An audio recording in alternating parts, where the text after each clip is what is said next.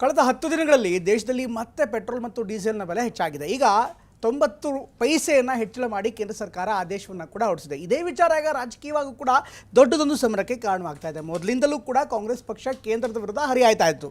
ಹಿಂದೆ ನಾವು UPA ಸರ್ಕಾರದಲ್ಲಿ ಅಧಿಕಾರ ಇದ್ದಂಥ ಸಂದರ್ಭದಲ್ಲಿ ಪೆಟ್ರೋಲ್ ದರ 50 ರೂಪಾಯಿ ಆದರೆ 55 ರೂಪಾಯಿ ಆದರೆ ಭಾರಿ ದೊಡ್ಡ ಪ್ರತಿಭಟನೆಯನ್ನು BJP ಮಾಡ್ತು. ಆದರೆ ಈಗ BJP ಸರ್ಕಾರದಲ್ಲಿ 100 ದಾಟ್ತಾ ಇದೆ. ಇಷ್ಟಾದರೂ ಕೂಡ ಸರ್ಕಾರ ಸುಮ್ಮನೆ ಇದೆ, ಜನರ ಮೇಲೆ ಹೊರೆ ಆಗ್ತಾ ಇದೆ ಅನ್ನುವಂಥ ಗಂಭೀರ ಆರೋಪವನ್ನು ಕಾಂಗ್ರೆಸ್ನವರು ಮಾಡ್ತಾ ಇದ್ದಾರೆ. ಇದರ ಜೊತೆಗೆ BJPಯವರು ಕೂಡ ಸರ್ಕಾರ ರಾಜ್ಯ ಸರ್ಕಾರದಲ್ಲಿರುವಂಥದ್ದು ಕಾಂಗ್ರೆಸ್ ಪಕ್ಷ, ಹಾಗಾಗಿ ಕಾಂಗ್ರೆಸ್ ಪಕ್ಷ ಕೂಡ ಸೆಸ್ಸನ್ನು ಕಡಿಮೆ ಮಾಡಲಿ, ಇದಕ್ಕೆ ಜವಾಬ್ದಾರಿಯನ್ನು ತೆಗೆದುಕೊಳ್ಳಿ ಅನ್ನುವಂಥ ಗಂಭೀರ ಮಾತುಗಳನ್ನು ಹೇಳ್ತಿದ್ದಾರೆ. ಹೀಗಾಗಿ ಕಾಂಗ್ರೆಸ್ ಮತ್ತು BJP ನಡುವೆ ದೊಡ್ಡದೊಂದು ಸಮರ ಈಗ ಶುರುವಾಗ್ತಾ ಇದೆ.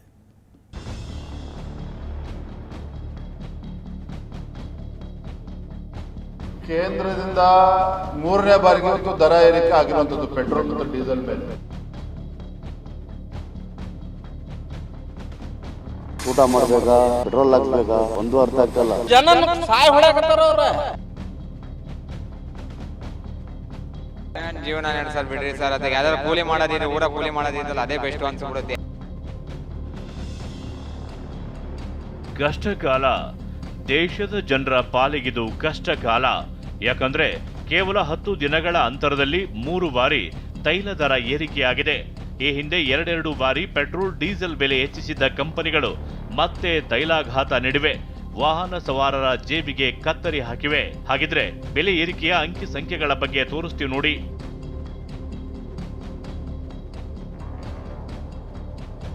ಮೇ 15ರಂದು ಪೆಟ್ರೋಲ್ ಬೆಲೆ ₹3.25 ಏರಿಕೆ ಆದರೆ ಡೀಸೆಲ್ ದರ ₹3.11 ಏರಿಕೆಯಾಗಿತ್ತು.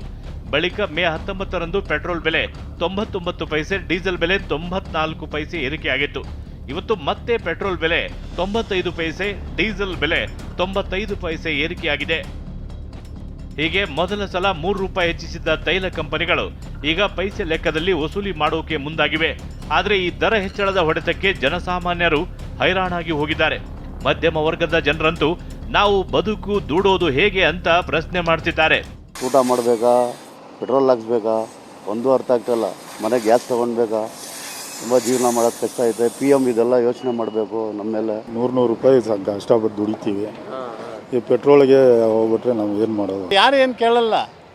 ಯಾರು ಮಾತಾಡ್ತಾರೆ? ಯಾರು ಮಾತಾಡಲ್ಲ. ಒಂದೇ ಸರಿ ಏರಿಸಿದ್ರೆ ಮಾತಾಡ್ತಾರೆ. ಇದಕ್ಕೇನು ಹೇಳೋಣ ಹೇಳ್ರಿ ನೀವು. ಅದನ್ನ ರೀ ಈಗ ಜನನ ಸಾಯ್ ಹೊಡ್ಯಾಕತ್ತಾರ ಅವ್ರ. ಜಾಸ್ತಿ ಆದರೆ ಏನು ಮಾಡೋಕ್ಕಾಗಲ್ಲ. ನಾವು ಗಾಡಿಲಿ ಹೋಗೋರು ಬಸ್ಸಲ್ಲಿ ಓಡೋಗ್ಬೇಕು ಅಷ್ಟೇ. ಇನ್ನು ಕೆಲವರು ಇದು ಯುದ್ಧ ಕಾಲ ಅಂತ ಸಮರ್ಥನೆಯನ್ನೂ ಮಾಡಿಕೊಳ್ತಿದ್ದಾರೆ.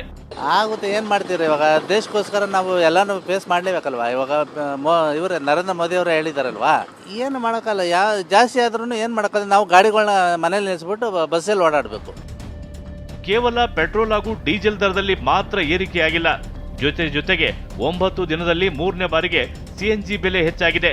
ಬೆಂಗಳೂರಿನಲ್ಲಿ CNG ದರ ₹2 ಏರಿಕೆಯಾಗಿದ್ದು 1 kg CNG 93 ರೂಪಾಯಿಯಿಂದ 95 ರೂಪಾಯಿಗೆ ಹೆಚ್ಚಳವಾಗಿದೆ.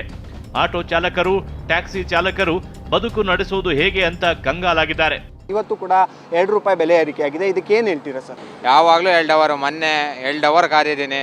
ರೇಟು ಜಾಸ್ತಿ ಆಗಿದ್ದು ಬೇಜಾರು ಆಗಿದ್ದು. ಒಂದು ಜಾಸ್ತಿ ಆದ್ರೂ ಬೇಗ ಸಿಗಲ್ವಲ್ಲ ನಮಗೆ. CNG $2 3 ಕ್ಯೂ ಹಿಂಗಾಗಬೇಕು. ಇದೇ ತರ ಮುಂದಿನ ದಿನಗಳಲ್ಲಿ ರೇಟ್ ಜಾಸ್ತಿ ಆದ್ರೆ ನಿಮ್ಮ ಜೀವನ ನಡೆಸೋದು ಎಷ್ಟು ಕಷ್ಟ ಆಗುತ್ತೆ? ಏನು ಜೀವನ ನಡೆಸಲ್ ಬಿಡ್ರಿ ಸರ್. ಅದಕ್ಕೆ ಯಾವ್ದಾದ್ರು ಕೂಲಿ ಮಾಡೋದಿದ್ರೆ ಊರ ಕೂಲಿ ಮಾಡೋದಿದ್ದಲ್ಲ ಅದೇ ಬೆಸ್ಟ್ ಅನ್ಸ್ಬಿಡುತ್ತೆ. ಯಾರಿಗೆ ಬೇಕೋ ಬೆಂಗಳೂರು ಸವಾಸ ಕಾರ್ ಮಾಡೋದೇ ಬೇಡ, ಏನು ಬೇಡ ಅನ್ಸ್ಬಿಡುತ್ತೆ ಸರ್.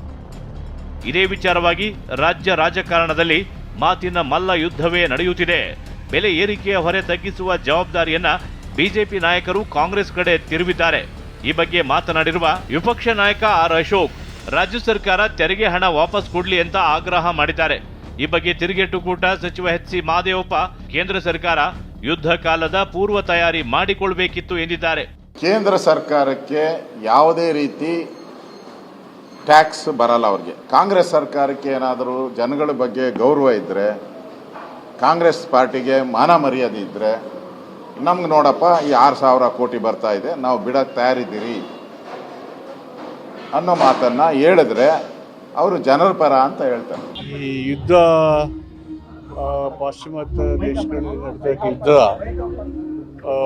ಆರ್ಥಿಕ ವ್ಯವಸ್ಥೆಯನ್ನು ಸ್ವಲ್ಪ ಏರ್ಪೇರು ಮಾಡಿರ್ತಕ್ಕಂಥದ್ದು ಕೇಂದ್ರ ಸರ್ಕಾರಕ್ಕೆ ಗೊತ್ತಿದೆ. ಪೂರ್ವಭಾವಿಯಾಗಿ ಅವ್ರನ್ನೆಲ್ಲ ಅವರು ತಯಾರಿಯನ್ನು ಮಾಡ್ಕೋಬೇಕಾಗಿತ್ತು. ಇನ್ನು ಬೆಲೆ ಏರಿಕೆಯ ನಿರ್ಧಾರದ ಬಗ್ಗೆ ಬಿಜೆಪಿ ರಾಜ್ಯಾಧ್ಯಕ್ಷ ವಿಜಯೇಂದ್ರ ಮಾತನಾಡಿದ್ದಾರೆ. ಕೇಂದ್ರ ಸರ್ಕಾರ ಒಲ್ಲದ ಮನಸ್ಸಿನಿಂದ ಬೆಲೆ ಹೆಚ್ಚಿಸಿದೆ ಎಂದಿದ್ದಾರೆ. ಆದರೆ ಸಚಿವ ಪ್ರಿಯಾಂಕ್ ಖರ್ಗೆ ಸಂಸತ್ನಲ್ಲಿ ಬಿಜೆಪಿ ನಾಯಕರ ಮಾತುಗಳನ್ನೇ ಪುನರುಚ್ಚರಿಸಿದ್ದಾರೆ.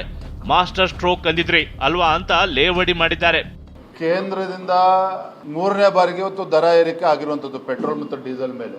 ಕೇಂದ್ರ ಸರ್ಕಾರ ಇಂಥ ಒಂದು ಇಷ್ಟ ಇಲ್ಲದೆ ಹೋದರೂ ಸಹ ಒಲ್ಲದ ಮನಸ್ಸಿನಿಂದ ಈ ರೀತಿ ಒಂದು ಕಠಿಣವಾಗಿರ್ತಕ್ಕಂಥ ಒಂದು ನಿರ್ಧಾರವನ್ನು ತೆಗೆದುಕೊಳ್ಳಲೇಬೇಕಾಗಿದೆ. ಆ ನಿಟ್ಟಿನಲ್ಲಿ ತೆಗೆದುಕೊಳ್ತಾ ಇದ್ದಾರೆ. ಕೇಂದ್ರ ಸರ್ಕಾರ ಪಾರ್ಲಿಮೆಂಟ್ನಲ್ಲಿ ಹೇಳಿದ್ದೇನು, ಯಾವುದೇ ರೀತಿಯಾದಂಥ ತೊಂದರೆ ಇಲ್ಲ ನಮಗೆ ಇಂಧನದ್ದು.